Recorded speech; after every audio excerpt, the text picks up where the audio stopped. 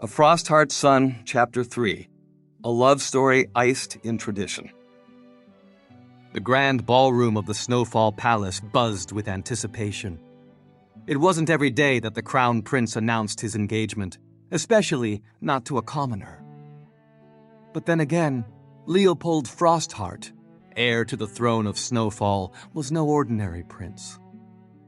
He moved through the throng of nobles and dignitaries with an easy grace that belied his regal bearing.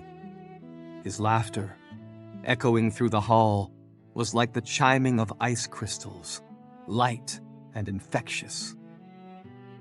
Where Caspian, with his silver hair and sapphire eyes, resembled a snowdrift, beautiful but imposing, Leopold was like the sun breaking through a winter sky, warm, radiant, and impossible to ignore. He stopped by a group of visiting dignitaries from the Whispering Waves, his smile genuine as he exchanged pleasantries. His charm, it seemed, knew no borders. Even the stern-faced ambassador from the Dancing Shadows, a realm where smiles were as rare as sunshine, cracked a hint of a grin at Leopold's words. The bakery? Leopold chuckled, his blue eyes twinkling. Yes! Sabine's family makes the most incredible pastries. You have to try their donuts before you leave. They're legendary. The dignitaries roared with laughter. Leopold had a knack for putting anyone at ease, for finding common ground even in the most formal of settings. He possessed a warmth that Caspian, despite his good intentions, sometimes struggled to convey. Watching from a discreet distance, Caspian felt a familiar pang of admiration and a touch of envy. Leopold was everything he wasn't. Approachable, expressive, a natural charmer. He envied his brother's ease, the way he navigated the world with an open heart. Lost in thought, dear brother? Caspian turned to see Allura, their younger sister, her silver braids swinging as she joined him. Her blue eyes, so like their brother's, sparkled with mischief. Just admiring the future king at work, Caspian replied dryly, picking up a goblet of chilled ice wine from a passing tray. Allura followed his gaze. He does wear his heart on his sleeve, doesn't he? She mused, her voice softening. But you know, Caspian, she added, turning back to him with a knowing look. Sometimes a bit of warmth can melt even the iciest exteriors. The aroma of sugar and spice, usually alien to the pristine halls of the Snowfall Palace, had become a delightful constant in the past few months. All thanks to Sabine, a whirlwind of energy with a laugh as bright as the summer sun, and her legendary mean donuts. Leopold, utterly smitten, had shared his delight with his family and subsequently the entire kingdom. Now, even the most stoic palace guard couldn't resist the allure of those pastries. Caspian, however, remained unconvinced. He'd sampled the famed donuts, expecting a culinary revelation.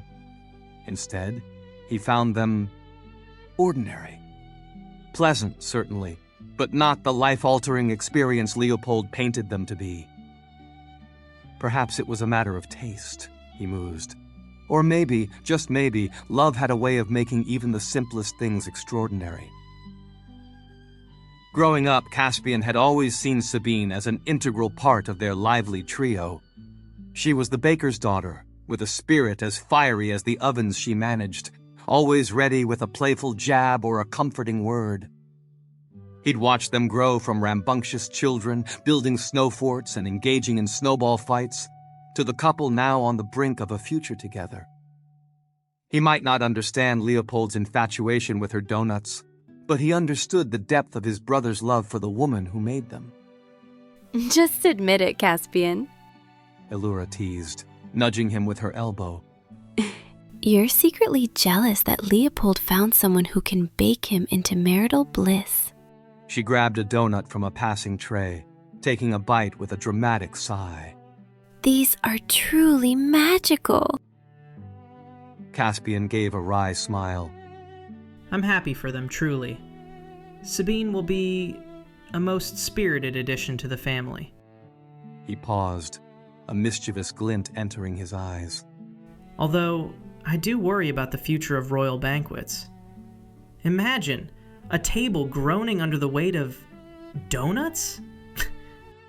Elura snorted, her laughter echoing around them. Oh, the horror! I suppose we'll have to invest in sturdier tables.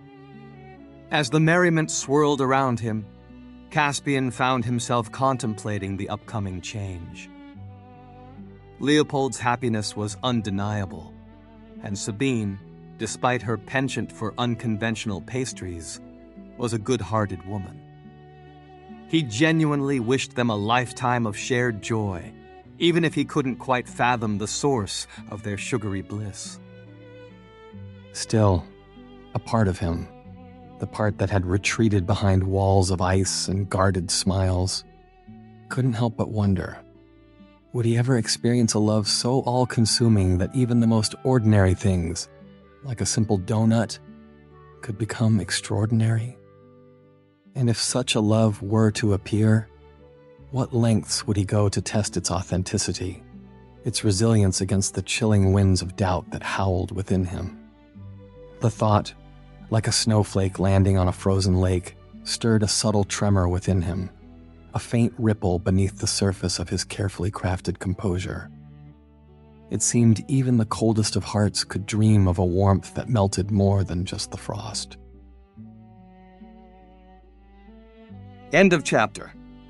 To be continued. Visit our website, shoebl.com, to read the latest novel chapters of A FROSTHEART'S, Sonne.